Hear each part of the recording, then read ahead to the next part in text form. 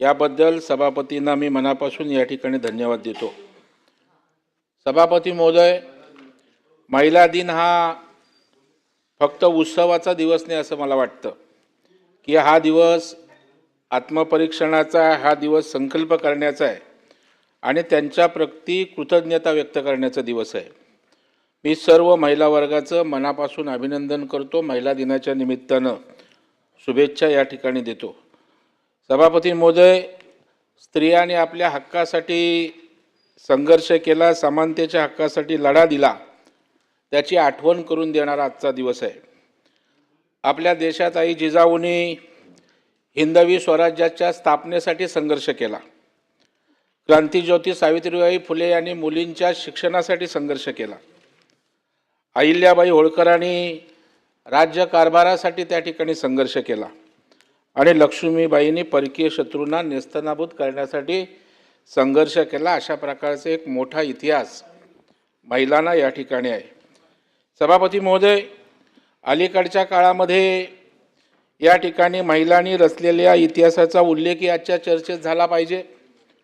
अनेक मोठी उदाहरणं ते मी देणार आहे, परंतु धाराशिवच्या कमल कुंभार असतील या महिलेने गरिबीशी लढा देऊन पशुपालन क्षेत्रामध्ये या ठिकाणी उद्योग उभारल्याचा, यशस्वी उद्योग उभारल्याचं उदाहरण आपल्या समोर आहे। बुलढाण्याच्या वनिता बोराडे आहेत, त्यांनी सभापती महोदय वन्य प्राण्यांच्या संरक्षणासाठी त्या ठिकाणी संघर्ष केला। आज आपण त्यांना संपूर्ण महाराष्ट्र सर्पमित्र म्हणून त्या ठिकाणी ओळखतो। रुकैया सखावत हुसेन या महिलेनं मुस्लिम मुलींच्या शिक्षणासाठी विपरीत परिस्थितीमध्ये लढा सभापती महोदय या ठिकाणी दिला।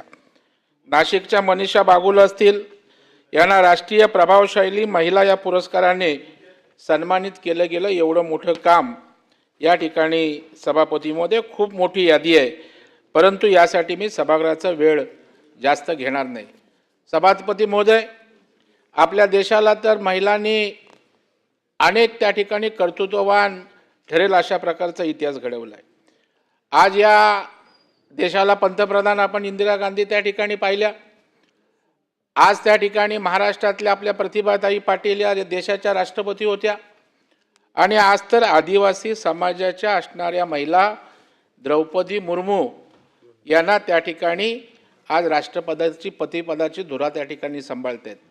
मग निर्मला सीतारामन असेल, अगदी मुंबईच्या महापौरांपर्यंत आमच्या ऋतू तावडे असतील, सगळ्या महिला राजकारणात सुद्धा यशस्वी त्या ठिकाणी काम करताना दिसतात।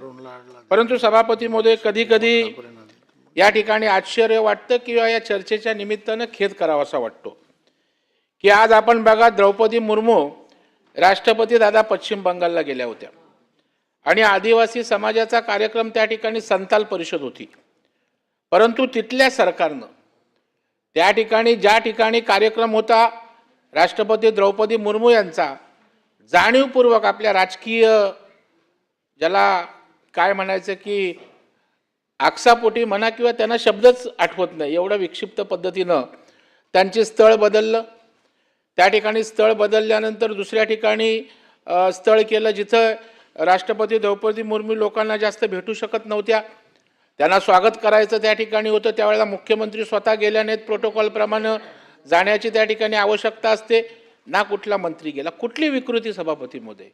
महिला दिनाच्या निमित्तानं अशा प्रकारच्या ज्या प्रवृत्ती राजकारणामध्ये आहेत, ज्या हुकुमशाही पद्धतीनं, आणि दुर्दैव असं की स्वतः महिला असताना, हे आणखी दुर्दैव, आणि या महिला, आणि दुर्दैव असं की स्वतः महिला असताना, हे आणखी दुर्दैव, आणि या महिला दिनाच्या निमित्तानं अशा प्रवृत्तींचा मी धिक्कार करतो, निषेध करतो।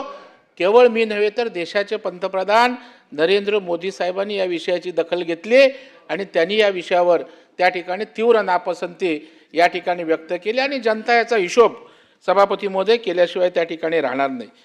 सभापती महोदय, या चर्चेत या ठिकाणी मी या सरकारला मनापासून धन्यवाद देईन। विशेषतः त्या ठिकाणी राज्य सरकारचे जे मुख्यमंत्री आहेत, उपमुख्यमंत्री असणारे सध्याचे पूर्वीचे मुख्यमंत्री एकनाथरावजी शिंदे यांना धन्यवाद देईन की खऱ्या अर्थाने सरकार महिलांच्या उत्कर्षासाठी त्या ठिकाणी काम करते। लाडकी बहीण योजना आणली, त्यावेळेला लाडक्या बहीण योजनेच्या बाबतीत विरोधकांनी टीका केली, कोर्टातही विरोधक त्या ठिकाणी गेले. एका बाजूला कोर्टात जायचं, योजनेला विरोध करायचा आणि दुसऱ्या बाजूला सांगायचं 1500ची 2100 करा. अशा प्रकारचं प्रेम पण त्या ठिकाणी अपेक्षित नाही. आणि त्याच्यामुळे मला वाटतं ही योजना आणली. सरकार हजारो कोटी रुपये या लाडक्या बहिणींसाठी त्या ठिकाणी खर्च करते. दादा, याच्यामध्ये आपण एक पाऊल पुढे गेलो. मी राज्याच्या मुख्यमंत्र्यांना त्या ठिकाणी धन्यवाद देईन की एखाद्या विषयाचं आकलन करून त्या महिलांसाठी सबलीकरण करण्यासाठी तात्काळ निर्णय कसा घ्यायचा असतो याचं मूर्तिमंत उदाहरण या ठिकाणी माननीय मुख्यमंत्र्यांचं मी देईन. दादा, मी मुंबई जिल्हा बँकेचा अध्यक्ष म्हणून मुख्यमंत्र्यांना सांगितलं की या लाडक्या बहिणींना आपण 1,500 रुपये देतो. साहेब, हे 1,500 रुपये त्या ठिकाणी खर्च करून जाणार. कुठे ते आपल्या मुलाबाळांच्या शिक्षणावर खर्च करणार, कुठे त्या ठिकाणी औषधं घेणार, अगदी सणावारीला खर्च करणार. आणि आपली जी इच्छा आहे की हे पैसे अर्थव्यवस्थेत आले तर त्या ठिकाणी चांगलं होईल. मी त्या ठिकाणी सरकारला योजना दिली.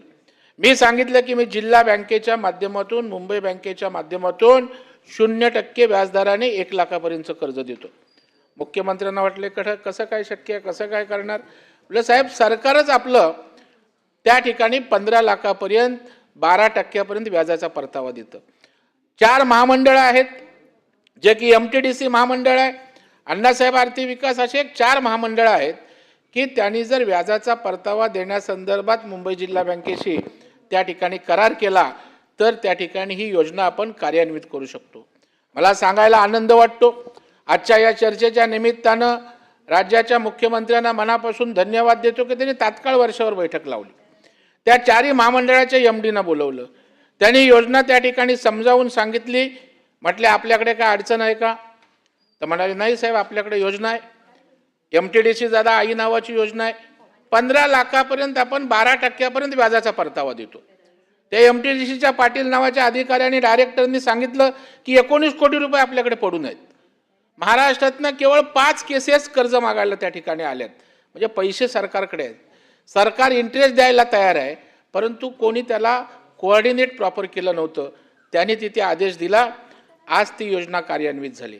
दादा, मुंबई जिल्हा बँकेचा दादरला वेगळा कक्ष आहे. 20 मुलं मुली त्या ठिकाणी LY जनरेट करण्याचं मनीषाताई त्या ठिकाणी काम करतात आणि जवळपास 1000च्या आसपास 1 लाख महिलांना आपण 0% व्याजदराने त्या ठिकाणी कर्ज दिलंय. आज महिला ह्या मुंबईत छोट्या छोट्या झोपडपट्ट्यांमध्ये छोटे छोटे व्यवसाय करतायत. त्यांच्या मार्केटिंगची चेन पण मी लावून दिली आणि आज त्या महिलांचे पैसे अर्थव्यवस्थेत येणार आहे. म्हणजे राज्याला अर्थकारण बळकटी देण्यामध्ये सुद्धा ज्या महिलांना आपण 1,500 रुपये देतो त्यांचाच हात आज या ठिकाणी आपली अर्थव्यवस्था बळकट करायला त्या ठिकाणी सभापती महोदय लागणार आहे.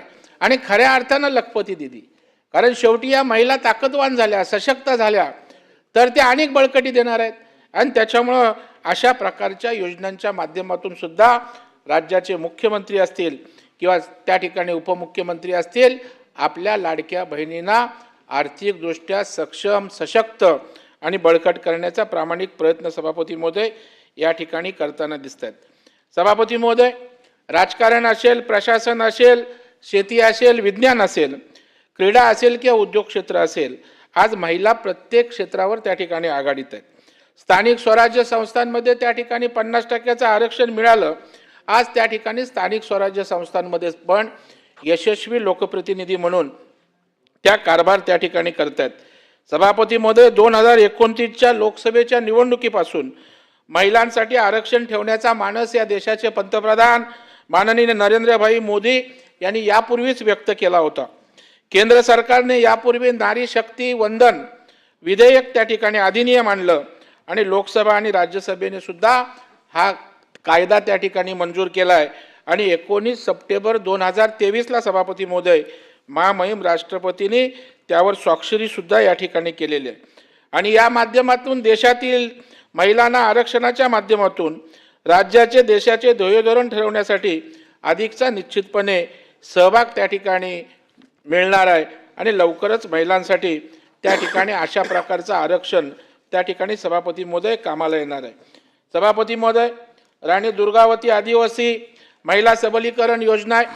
आज त्या योजनेच्या माध्यमातून स्वतंत्र आदिवासी महिलांचे बचत गट निर्माण करून सूक्ष्म व लघु उद्योगाच्या माध्यमातून त्यांनाही आदिवासी महिलांना बळकटी देण्याची आवश्यकता आहे.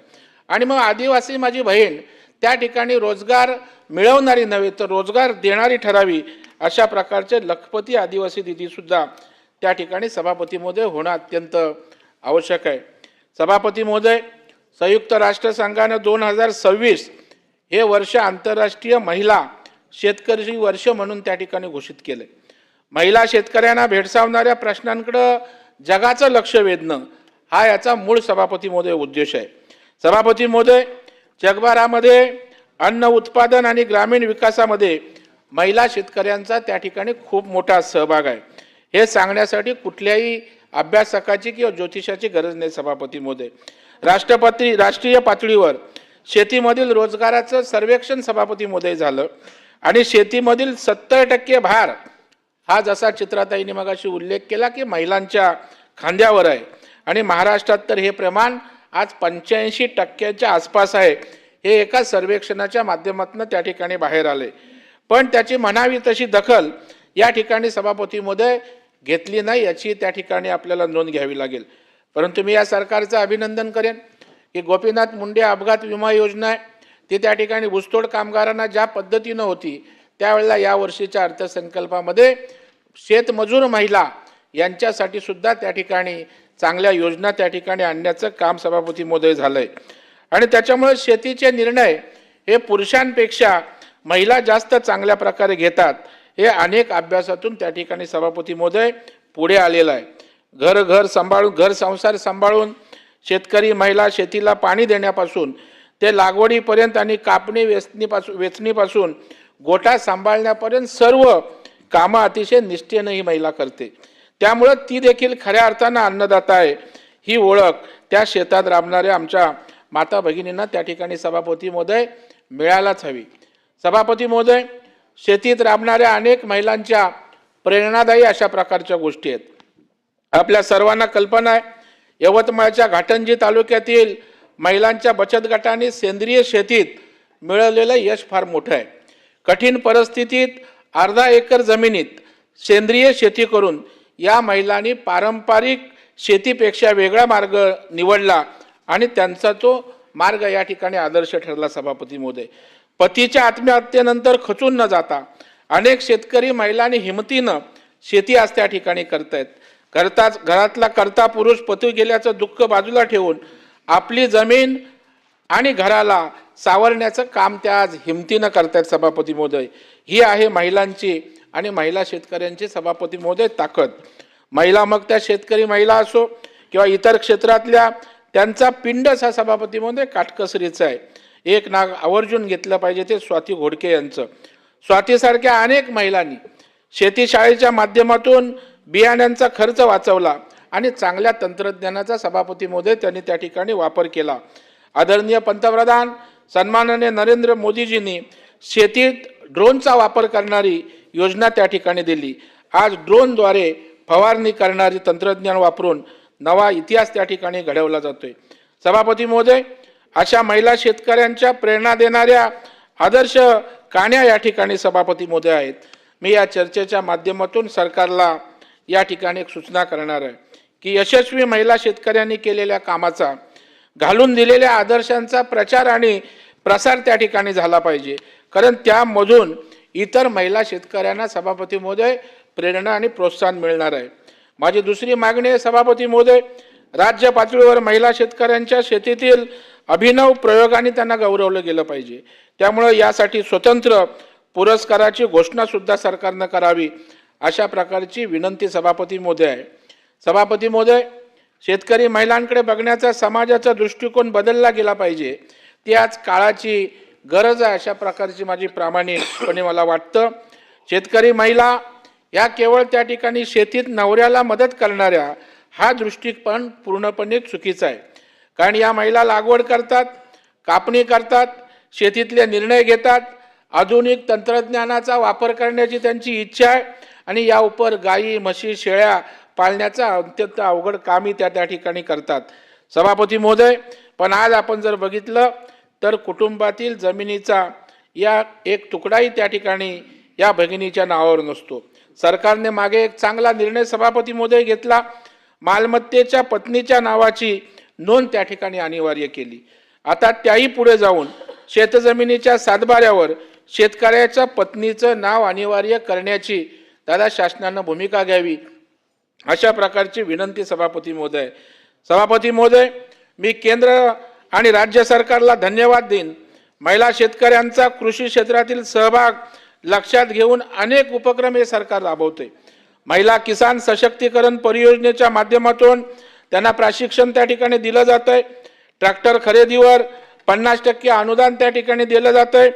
कृषी आधारित व्यवसायासाठी 5 लाखापर्यंत विनातारण कर्जही त्या ठिकाणी दिलं जातंय. आणि त्यामुळे ग्रामीण महिलांना शेती आधारित व्यवसायासाठी आर्थिक सहाय्य दिलं जातंय. पंतप्रधान किसान सन्मान निधीचा लाभ महिला शेतकऱ्यांनाही मोठ्या प्रमाणावर त्या ठिकाणी मिळतोय. महिला शेतकऱ्यांच्या सेंद्रिय शेती उत्पादनांना प्रमाणित करण्यासाठी राष्ट्रीय ग्रामीण उपजीविका अभियान सुद्धा सभापती महोदय मदत करताना आपल्याला त्या ठिकाणी दिसतंय. MS स्वामीनाथन रिसर्च फाउंडेशन आपल्या राज्याच्या कृषी विभागासोबत शेतकरी महिलांच्या विकासासाठी काम करतंय.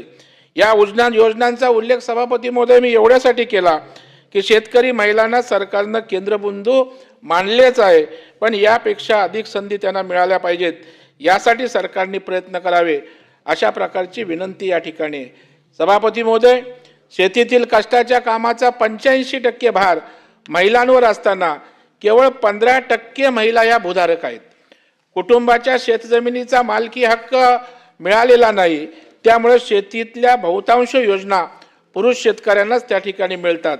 अगोदर सरकारनं जमिनीवर महिला शेतकऱ्यांचं नाव कसं लागेल याचा विचार करावा आणि त्यानंतर शासकीय योजनांचा लाभ महिलांच्या बँक खात्यात कसा जाईल हे त्या ठिकाणी बघावं.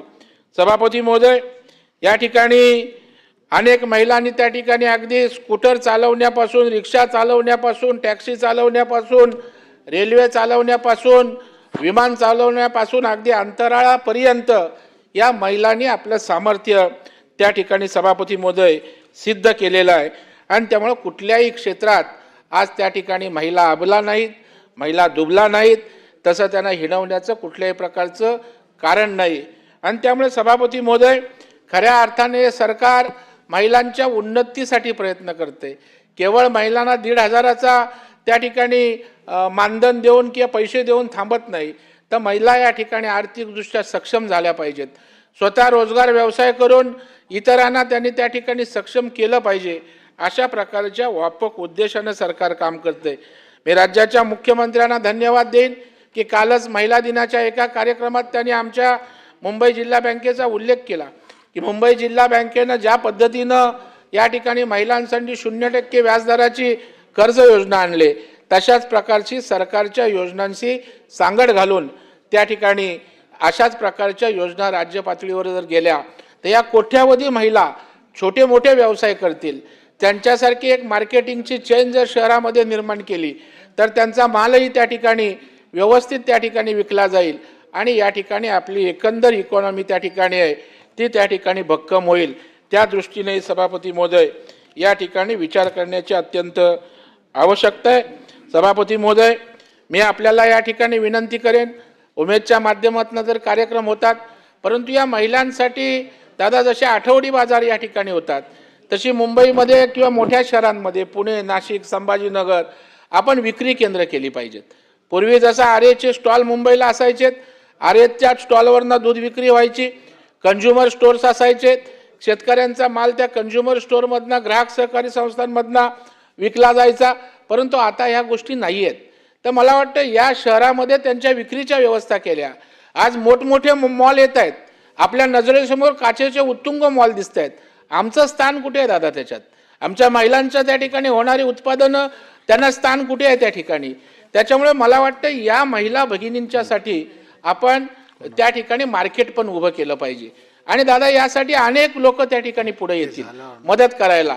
तर त्या ठिकाणी ग्रामीण भागातनं ज्या महिला उत्पादन तयार करतील त्यांच्या बाजारपेठेसाठी आपण शहरांमध्ये तशा प्रकारची व्यवस्था आपण निर्माण करावी, अशा प्रकारची अपेक्षा व्यक्त करतो. आणि यासाठी दादा पणनच्या अनेक योजना आहेत, पणनच्या अनेक योजना मार्केटिंगच्या आहेत, ज्याला 40-40, 50-50% त्या ठिकाणी सबसिडी आहेत, परंतु हे कुणीतरी त्या ठिकाणी कोऑर्डिनेट करण्याची आवश्यकता आहे.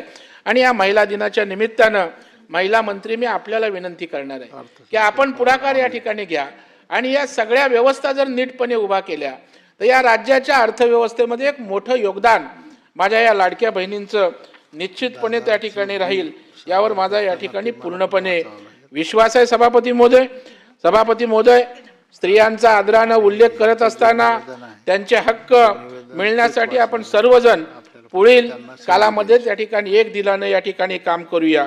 निश्चितपणे येणाऱ्या काळामध्ये त्यांचे हक्क त्यांना मिळाल्याशिवाय राहणार नाहीत अशा प्रकारचा मी आशावाद या ठिकाणी व्यक्त करतो. राज्यातील, देशातील, जगातील आणि या सभागृहातील सर्व महिला सहकाऱ्यांना मी मनापासून शुभेच्छा देतो, त्यांच्याविषयी आदर व्यक्त करतो आणि थांबतो. धन्यवाद. जय हिंद, जय महाराष्ट्र, भारत माता की जय. सन्माननीय सदस्य अरुणजी लाड. सभापती महोदय, महिलांनिमित्त बोलण्याची संधी दिली त्यामुळे धन्यवाद.